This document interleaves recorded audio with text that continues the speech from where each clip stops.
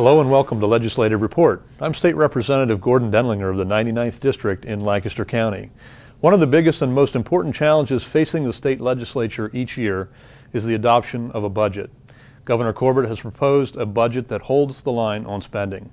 It's now the legislature's job to craft a spending plan for the next fiscal year. Joining me now to discuss this year's budget is Majority Appropriations Chairman Bill Adolph. Representative Adolph, thanks and welcome to the show. Thanks for the invitation. Nice to be here, Gordon. Thank you, Bill. We've been friends for a long time, and I'm hoping we can just have a friendly conversation about the budget process, a little bit about your perspectives on our state's finances and where you think we're going into the future. I know back home in Delaware County, they call you Coach. That's a common name for you. Yes, it is. If you could share with our viewers a little your background, how long you've been in Harrisburg, and some of the bio. Well, Gordon, by profession, I'm a partner in a small public accounting firm, okay?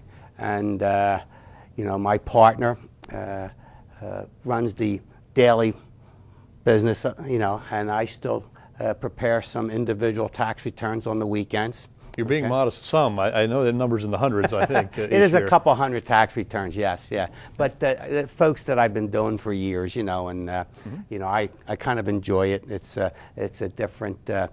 a different pace than what we have up here. So I had, probably 20-some years as a partner in an accounting firm, and we took care of small businesses for the most part. Your service stations, your beauty salons, your retail stores, some construction companies and so forth. But that's a small business. So I really came up here with a good understanding of how difficult it is to make payroll and pay for increases in insurances and so forth and so on. So it was a good background, and had a little bit of diversity in the type of businesses that we serviced. The coach aspect of it is kind of something that I volunteered for 32 years as an 8th grade football coach. Okay. So great. It was funny. It was a couple of years ago, I guess it was. My campaign manager said to me, "Bill, we need to do a poll on you on your, what the people think of you." And this guy was a big timer, and he comes back and he sits down. And he says, "Bill, I don't know about as far as a state legislator, but they think you're a pretty good football coach." so well, you have that there. That's right. That's right. So, but with folks like yourself that I work with on a daily basis up here, and your background, Gordon, as a CPA, it makes my job certainly a lot easier up here. So, the governor, as all governors, the first week in February comes out and addresses a joint session of the House and the Senate, and puts together his proposed budget based upon the revenue that was available at the time, okay, Yep. and forecast and so forth and so on. And quite frankly, I think what the Corbett administration was able to accomplish with the help of the legislature the year before, putting together a balanced budget. Now, before you get too far into that, Yes. just remind us again, now you're in your second round of budget as Appropriations Chairman, or had you been under Rendell as well? I was the minority chair for 1 year. 1 year. Okay. 1 year under the Rendell administration. Okay. Okay. And in addition, you had been on Appropriations, I think, for many years. I was on the Appropriations Committee for about 12 years. 12 years, okay. Various chairmen, okay. But so fair to say you're a veteran of many budgets. Yeah, up I mean, close and personal. yeah, I am, and it's something that I understand. I had a little experience in putting together municipal budgets. Okay, I mean, it's a small compared to what we handle up here, but it was certainly a training ground for me. That's for sure. Sure. But the Corbett administration and the legislature last year, I mean, putting together an on-time budget with no tax increases, with the loss of $3 billion worth of federal stimulus money, was not an easy thing. And we are able to do that and This year, the economy, you know, even as we sit right here, Gordon, is suspect. Mm-hmm. Is suspect, Mm-hmm. and you know, you have a good month, and everybody gets excited, and next thing you know, the economy slows up again, and the revenue's not what it was the month before. So, but we did have some good months in February, March, and April, and you know, Gordon, because you were there every minute of it, we went through 3 weeks worth of budget hearings, Mm-hmm. Listening to the cabinet come in and present to us their budget. No different than what a CEO does with his department heads, and no different than what you know, a township manager would do with their department heads. They present a budget, and you ask questions, and so forth and so on. And, on that thought, you mentioned 12 years previous serving Yes. with Appropriations, and now you're in your third budget at this point as chairman. Yes. So you've had different administrations, different groups of cabinet secretaries come before the panel there, and I'm wondering, do you see changes over time in that whole process? Gordon, it's night and day compared to this administration and the previous. Okay. The previous administration could not spend more. Okay, it was all about how can we spend more. In 8 years, we went from a $20 billion budget to Governor Rendell's last proposed budget was $29 billion. Mm-hmm. Okay, that's, you know, 36% increase over 8 years. And you know, almost double what the cost of living was. Mm-hmm. You know, if the budgets would have remained in line with the consumer price index, we would be talking about a $25 billion budget today. Mm-hmm. So we're trying to control spending. Of course, we have mandates just like any other government or any other business. We have wages that are all negotiated by the administration, and we have health insurance cost and pension cost and so forth. But I think what the governor has proposed, plus the additional revenue that came in during the months of February, March, and April, I think we're going to put together a good budget once again on time. And you know, people kid us Maybe about even that a bit on early. time. Maybe even Yeah, a bit maybe. early? Yeah, you know, I would like to think so. I know our friends on the other side of the aisle always kid us, Gordon. Oh, you guys were 15 minutes early last year. Well, you know what? All the checks went out. Okay, the school districts received their money on time. The universities received their money on time. The social agencies received their money on time. No one had to borrow money. The FIA grants went out on time. And under the previous administration, you know, I mean, one time it was late December before we finally bounced that budget. True. So true. So it's important that we follow our constitutional requirement to get a budget done on time. You were talking in broad terms about the size of government and its growth in the previous administration, and then the last budget presented actually was a reduction, significant reduction, of $1 billion reduction in state spending.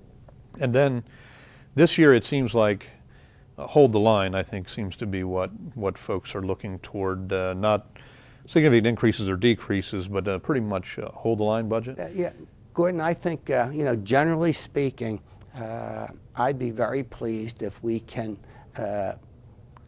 get everybody back to level funding, meaning that what they received the year before from the state. With some exceptions, you know, like I said, the cost of carry, we do have some increases. But as far as school districts are concerned, as far as the universities are concerned, whether it be the state system or the state-related universities, or whether it be the student grants, you know, I think higher education and K-12 are important issues. And I think you know, by giving them level funding, they're going to have to control costs both at the local level as well. Okay, but some of the reduced expenses that the governor proposed in February was as a result of not having the revenue at that time. And we have somewhere between, maybe $300 million more than what the governor thought we were going to have. And we're just trying to get line items back to where they were last year. So it's a controlled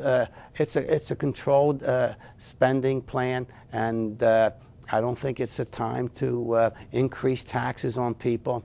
I don't think it's time to increase taxes on business as well.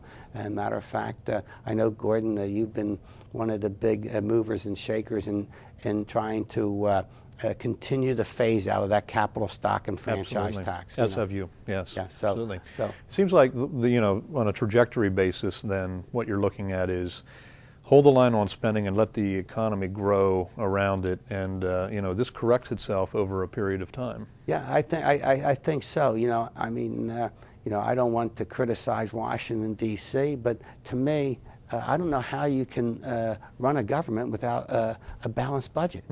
I mean, you can't run a business without a balanced budget. You can't run your household expenses without a balanced budget. So I think we've seen other countries around the globe get in trouble as a result of this, and I'm very concerned about that prospect down in Washington, D.C. And fortunately, our Constitution says that we have to have a balanced budget, and whether it's too high or too low, that's debatable, but it's always balanced.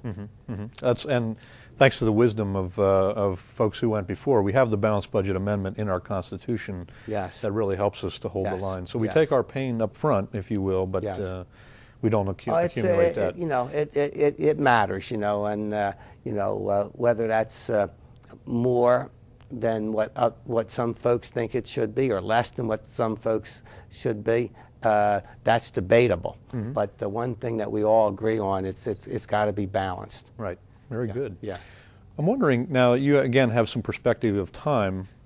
I guess we'd have to agree that the biggest financial issue going forward would be the unfunded pension liability. Would that be a fair statement? That is more than a fair statement, Gordon, and we could sit here and do a whole program on the pension system. I think in 2010, I think we took a good step. First step in some reform measures. We reduced the multiplier. We increased the normal retirement age. We eliminated the lump sum distribution part for all new hirees as of January 2011. Also, we had a mandatory minimum payment by all employers, meaning all the school districts and the state. And, I think that's probably more than anything that may have gotten us in trouble over the years. We let the earnings of a good market make payments for the school districts and for the state. And, 2007 hit, and wow, we lost, 3,000-4,000 in the market in points. And it's been a struggle to get back that way, and it's been troublesome. And Social Security, is a defined benefit plan as well, and where that's going to head in probably another decade. Well, I know we and many of our viewers would have deep concerns about the future solvency of that system. No question. So, from what I understand, that the governor would like to address the pension issue next calendar year. I know our friends in the Senate have recently had some conversations about it. I don't believe there's been a bill introduced yet, but they're starting a conversation. So it's something that all states are going to have to deal with, and all municipalities are going to have to deal with it. It's something that we're going to have to address, and hopefully it will correct itself. All right, very good. Well, let's take a short break here. Legislative Report will return in a moment.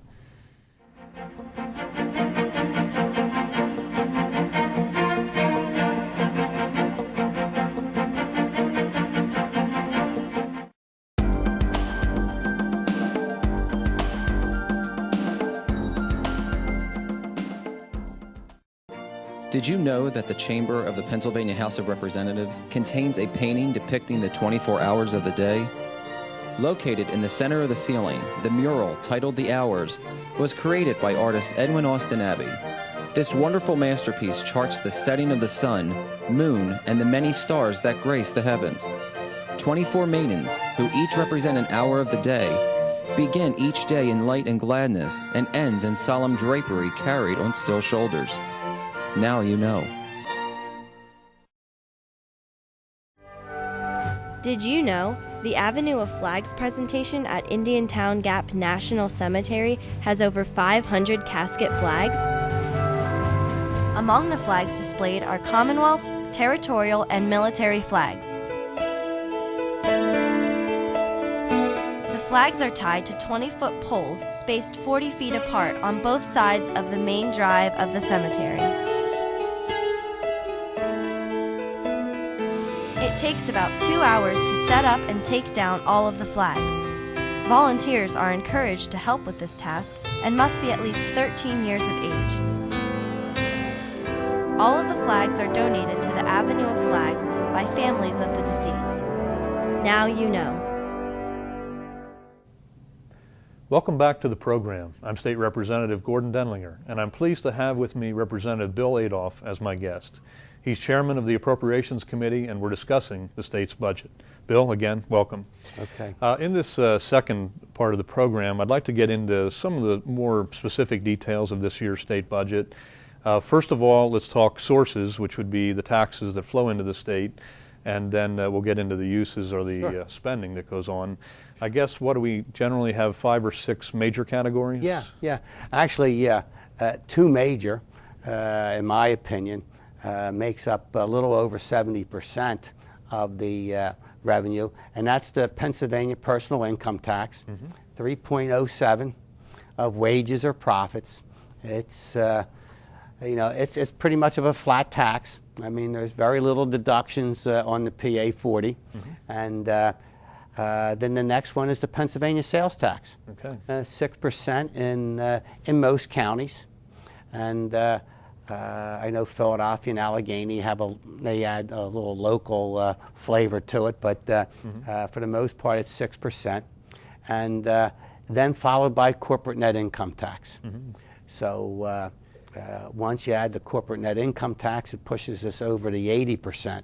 Okay. And then you have the fees and the inheritance taxes and so forth and so on. But really, we rely mainly on PIT, people's paycheck, small businesses' profit, people going out and buying furniture and buying appliances and sporting goods equipment, and going out to eat. And that's 6% of that. And we've seen some growth in some of those lines over the last year that was, I think, unexpected. Is that fair to say? Yeah, Gordon, especially in the auto industry. The last 3 months of 2011 were fantastic for the auto industry, the retail sales. So people are starting to recover a little bit, starting to have faith in the economy, starting to go out and taking out a car loan and so forth, or lease a car, whatever. But it's been good, But the main thing, Gordon, is getting people back to work. Getting people back to work is so important because, obviously we tax wages, that 3.07, because we don't tax pensions and we don't tax Social Security. Right. So that's why I think we are second in the nation when it comes to senior citizen population. Retirement destination. No question about it. I mean, and rightfully so. I mean, the people worked their entire lives and paid taxes and so forth. And when they get to retirement, here in Pennsylvania, we don't tax their retirement income, and I think that's one of the main reasons that they stay. So, and we're still collecting, Gordon, revenue at the 2008 rate. Okay, so we're still down at We're that still that down. level. It's not as if Okay. it's Yeah. it's not as if it's taken off. I mean, we're still collecting revenue at 2008 pace. So we have to be very careful with our spending and keep it in line with what we're collecting. And you mentioned the corporate net income tax. I guess we're still one of the highest in the nation. Fair to say? Yeah, a fair statement, Gordon. Yeah. Actually, second highest in the nation at 9.99%. Okay. And something that I know I'm not proud of. I know the legislature is not. When you look at business magazines and business reports, we're ranked somewhere between 47th to 50th as far as attracting businesses into the Commonwealth. And I truly believe it's we're correcting the one thing, that's the capital stock and franchise tax. And for your neighbors and friends out there, that's a tax where you owe Pennsylvania even if you didn't make any money. It's based upon assets and some equity involved in the company, and you pay a capital stock and franchise tax. And then, of course, the corporate net income tax is the big one. So we're going to work on that. I have to ask you this question because Sure. you're a tax professional from way back. If you were king for a day and you could do one thing with our tax policy, what would be the one thing you'd go after? Well, I'll tell you what, Gordon, and I'm going to steal a little bit of your thunder, okay? Because I know you have a piece of legislation that's in the works. I would, when a married couple file joint returns, and the year that one of the spouse passes away, okay, for some reason, since 1971. They would have to file a joint return up until the time one of the spouses died, and then file separate returns for the rest of the year. Right. So instead of filing one tax return for that year, sometimes you're filing as many as three. So I know you have a bill in there that's working through the legislative process.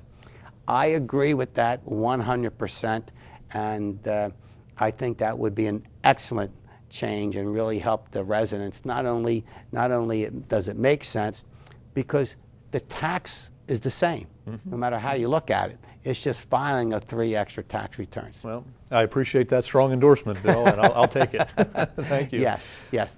Another thing is that maybe I would allow a deduction for an IRA on a tax return, but then you start getting away from the flat tax part of it. But if we're going to have people saving for themselves for the retirement age, it's not a bad incentive if you allow them a deduction for an IRA contribution. Absolutely. Okay. Let's talk spending then, the other side of the budget equation. Right. Maybe you'd want to take us through the major categories there. Okay. Really, 2 major categories. Education is 40%. And that's total education. That goes from K to higher ed. And it's a little over $10 billion, okay? And we put more money into K to 12 in last year's budget, state tax dollars, than the year before. And I know this administration got criticized tremendously, and still they get criticized for not replacing $1 billion worth of federal stimulus money, because that's what went into education. Well, that was just impossible. You just don't make up $3 billion, which represented about 12% of our budget.